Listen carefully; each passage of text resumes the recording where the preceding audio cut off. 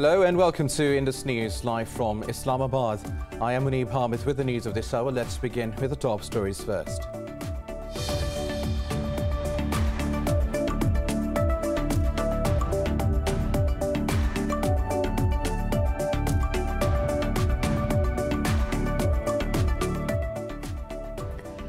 The Taliban has warned against further US intervention in Afghanistan. In an interview, Taliban spokesperson Suhail Shaheen said there is no agreement on a ceasefire with the Afghan government. Meanwhile, the group has captured the Hazrat Sultan district of Samangan province a day after seizing 3 provincial capitals.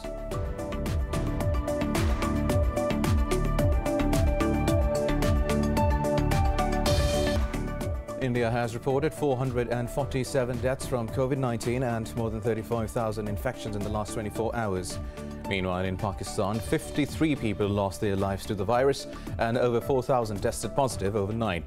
Globally, the coronavirus has claimed more than 4.3 million lives and infected over 203 million people so far.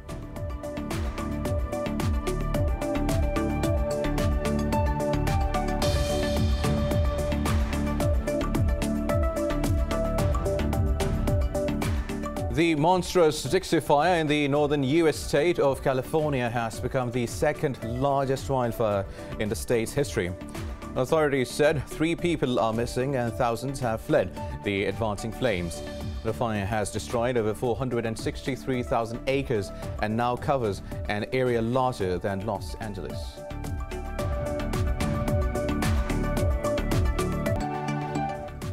Well, these were the top stories. News in detail after a short break. Stay with us.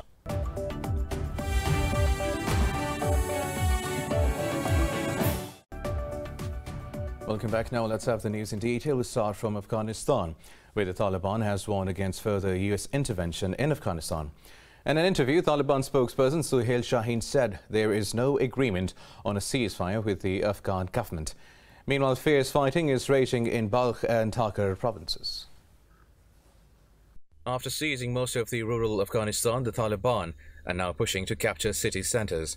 The Taliban fighters are closing in on the Dehdadi district in Balkh. They have already captured the Hazrat Sultan district of Samangan province a day after seizing 3 provincial capitals. They have also claimed capturing a large military base in Pul-e-Khumri, city of Baghlan province, and in the Purak area of Logar province. Yesterday, the Taliban seized key cities of Kunduz, Sarepul, and Talukan after fierce fighting with government forces. Meanwhile, the Afghan Defense Ministry has claimed killing nearly 600 Taliban during battles in 13 provinces over the past 24 hours. Both warring sides blame each other for being the aggressor. Now, Pakistan's Foreign Minister Shah Mahmood Qureshi says a peaceful and stable Afghanistan is imperative for the establishment of peace in the region. Addressing a workshop in Multan, he said Pakistan supports the political settlement of the Afghan conflict through dialogue among all the factions. Qureshi said the world should beware of spoilers who are trying to sabotage the Afghan peace process. The foreign minister added that Pakistan has been affected by the Indian state-sponsored terrorism. He said Islamabad condemns terrorism in all its forms and manifestations.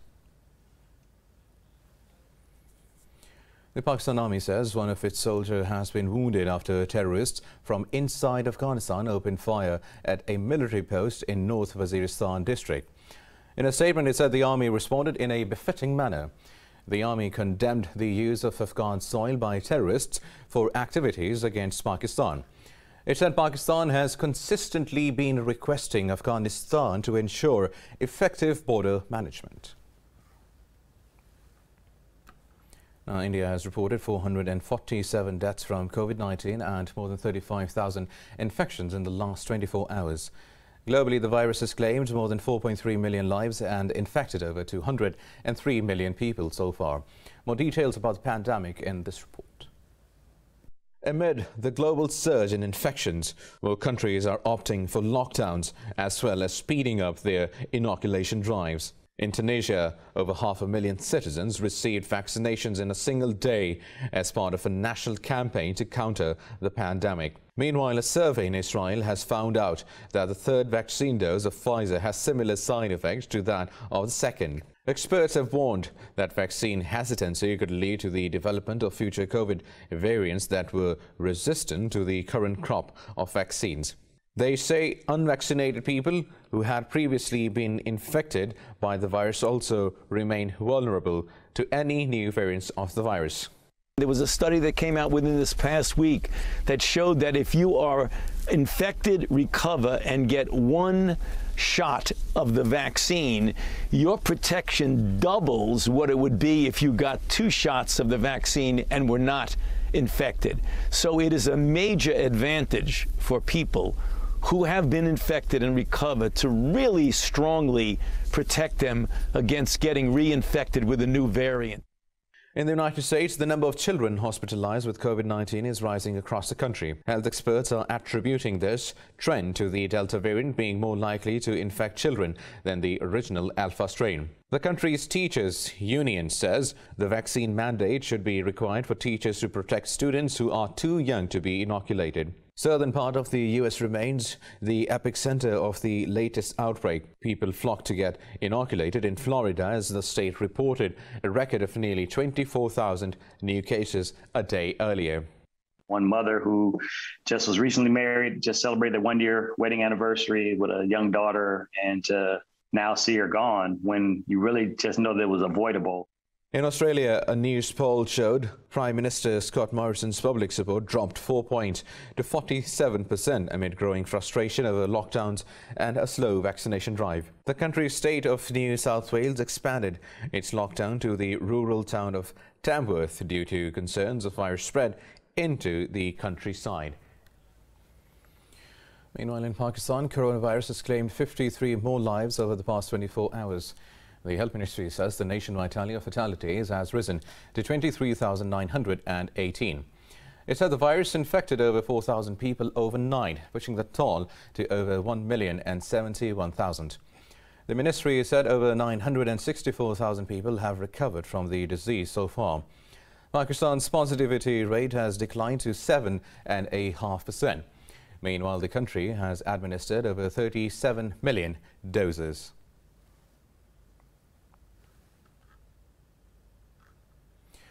Pakistan Prime Minister Imran Khan will inaugurate world's biggest MIYAWAKI forest in Lahore as part of the monsoon plantation drive. The forest has been developed on over 12 acres with more than 165,000 plants. Another 53 forests have been completed in different parts of the city to create sinks for carbon and to reduce pollution. All the forests have been geotagged for monitoring their growth and development, while 500 million trees are being planted across the country under the largest plantation drive.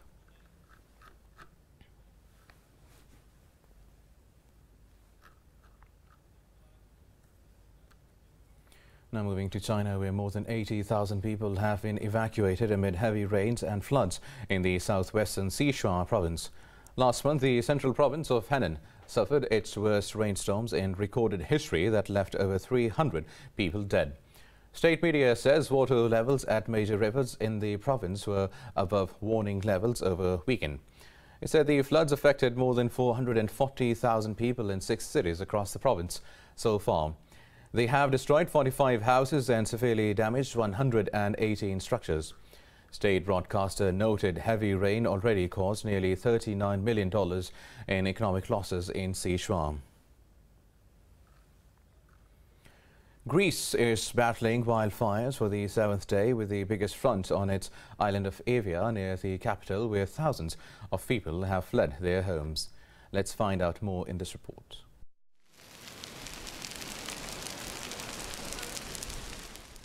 Wildfires are continuing to ravage parts of Europe. Since Tuesday, the Greek Coast Guards have evacuated more than 2,000 people from different parts of Evia.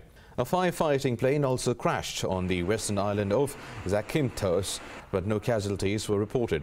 Ferocious fires have killed at least 10 people in Greece and Turkey, with many admitted to hospitals. In Turkey, while rain brought some respite from the blazes, at least 6 wildfires are still blazing out of control. In Italy, efforts are still ongoing to curb fires in the southern areas of Apulia and Calabria, while new blazes broke out in the province around Palermo. Huge fires have also been burning across Siberia in northern Russia for several weeks, forcing the evacuation of a dozen villages. Spreading fires are now threatening a nuclear research site in the city of Sarov. Now, in the U.S. state of California, the monstrous Dixie Fire has grown to become the second largest wildfire in the state's history. It is second in size only to last year's August complex fire, which burned through over 1 million acres. Firefighters are continuing to tackle the blaze while bracing for higher temperatures and more raging flames in the coming days. The Dixie Fire has scorched more than 463,000 acres and now covers an area larger than Los Angeles City. Officials say more than 5,000 firefighters are battling the blaze, which is just 21% contained. They said the flames destroyed at least 404 structures and still threaten over 13,000. Authorities say about 107 large blazes across 15 U.S. states have burned through more than 2 million acres. Meanwhile, down south, wildfires are sweeping across Bolivia's eastern lowlands, known for rich wildfire. The flames have devastated the town of Robor and San Matias in the department of Santa Cruz. Over in Peru, fire crews are battling to extinguish fires that have so far consumed more than 1,000 hectares of natural forests. And dead horses lie scattered across arid steppe of Kazakhstan's Mangistau Peninsula as severe famine left animals without food and water. The worsening situation in the peninsula is threatening the livelihoods of hundreds of farmers. Details in this report. High temperatures have been reported throughout the former Soviet region of Central Asia this summer. In an effort to lessen this impact, Kazakhstan has banned exports of animal feed and sought extra water from its neighbors. However, due to severe drought, horses have nothing to graze on, while the prices of hay and barley have skyrocketed in the country. Breeding horses, along with camels, is a traditional occupation in the peninsula, with horse meat and maize milk as staples of Kazakh diet. Gabidola Kalibayuli, an owner of a horse farm in Akshay Mairao village, says his 150 horses herd have been weakened by malnutrition, making them vulnerable to parasites and illness. Since the drought started, 20 of my horses and 1 camel have died. When they die out there in the field, we cannot even bring them back to the village to report the death. Mangistau province has so far reported more than 1,000 horse, cattle and sheep deaths. The government says it is sending barley to area to cope the effect of severe drought. According to environmental scientists, the peninsula is becoming more susceptible to drought because of shallowing of the Caspian Sea. The temperature rise made a different impact in different seasons, in different parts of our large country. But I can say that average temperatures in Kazakhstan are rising by 3 degrees Celsius every decade. Dolgic says there might be some temporary positives, but agriculture as a whole is considered at risk from climate change. Now, environmentalists say New Delhi was the world's most polluted capital for the 3rd straight year in 2020. Now, pollution flowing downstream from New Delhi is threatening to spoil the beauty of the iconic Taj Mahal. This report has details. A thick layer of toxic foam covers the surface of the Yamuna River in New Delhi almost throughout the year. The Yamuna is known to be one of the most polluted rivers in the world, owing to industrial wastage, dump and sewer discharges. While the Yamuna fulfills 60% of New Delhi's water needs, almost the same percentage of the city's sewage finds its way into the river. It is carrying dirt and pollution from Delhi and Mathura. It has also led to a rise in water levels. The Taj Mahal is located on the banks of Yamuna, and you can definitely see algae on it, along with other kinds of pollutants, since the water in the Yamuna is mixed with sewage water too. During the monsoon, the water level rises and takes the pollutants with it downstream, slowing only in the plains of Agra city, affecting the beauty of the Taj Mahal monument that is located on the bank. The polluted water also becomes a perfect breeding ground for insects and bacteria. 80% pollution जो है वो Delhi. At least 80% of the pollution in the Yamuna happens in Delhi. It flows and slows near Agra, and this pollution accumulates here, spoiling the beauty of the Taj Mahal. Goildichronomus insects that feed on the algae infest the Yamuna water, leaving ugly and stubborn green spots on the Taj Mahal. It is very difficult to clean these spots. Experts say the stains could permanently damage the historical structure if this is a perpetual problem. Apart from the river pollution and green spots, a high level of atmospheric black carbon presence in its air has also been contributing to the discoloration of the monument. More news coming up in this news bulletin after a short break. Stay with us.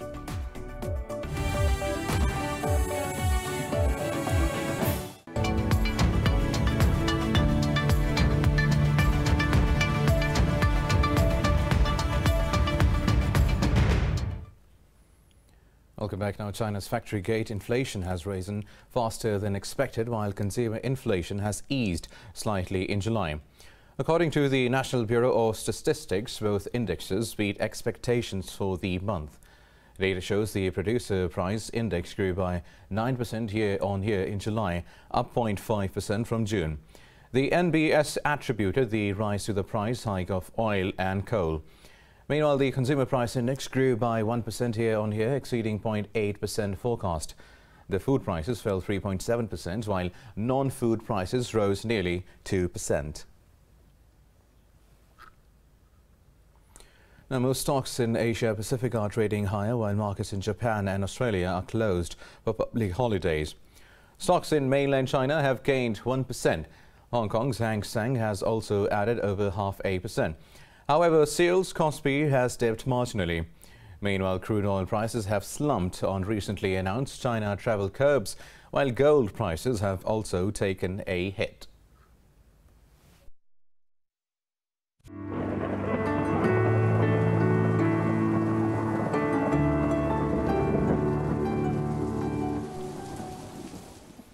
And now let's have a look at how the weather is doing around the world.